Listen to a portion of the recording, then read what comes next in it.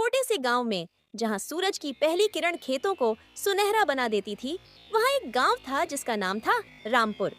यह गांव हरियाली से भरपूर था, लेकिन वहां के लोग गरीबी और संघर्ष की जिंदगी जी रहे थे। गांव में अधिकतर लोग किसान थे, जो पूरी मेहनत से दिन रात खेतों में काम करते थे।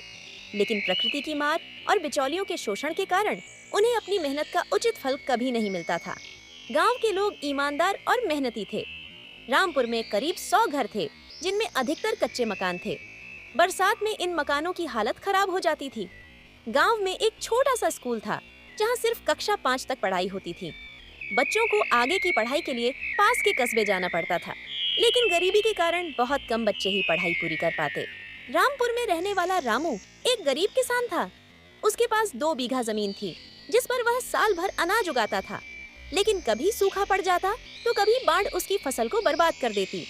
साहूकार से लिया गया कर्ज उसकी कमर तोड़ देता। रामू की पत्नी गंगा घर घर जाकर काम करती थी, ताकि बच्चों के लिए 2 वक्त का खाना जुटा सके।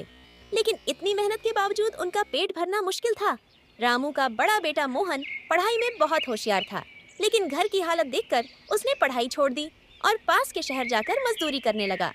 रामू का सपना था कि उसका बेटा पढ़ लिख कर बड़ा आदमी बने, लेकिन गरीबी ने उसके सपनों को कुचल दिया। गांव में एक दिन एक समाज सेवी संस्था आई, जिसने वहां के बच्चों को मुफ्त में पढ़ाना शुरू किया।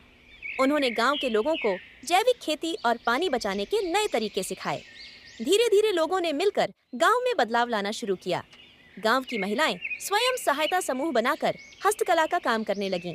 इससे उन्हें कुछ आमदनी होने लगी और धीरे धीरे गांव की हालत सुधरने लगी। रामपुर की कहानी सिर्फ एक गांव की नहीं है, बल्कि यह उन हजारों गांवों की कहानी है जो गरीबी और संघर्ष से जूझ रहे हैं। लेकिन शिक्षा, जागरूकता और सामूहिक प्रयास से बदलाव संभव है।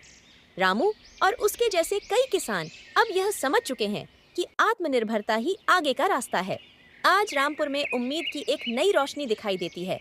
बच्चों के चेहरे पर मुस्कान है और गांव की महिलाएं आत्मनिर्भर बनने की राह पर चल पड़ी हैं। गरीबी की इस लड़ाई में गांव ने साबित कर दिया कि एकता और मेहनत से हर मुश्किल को हराया जा सकता है।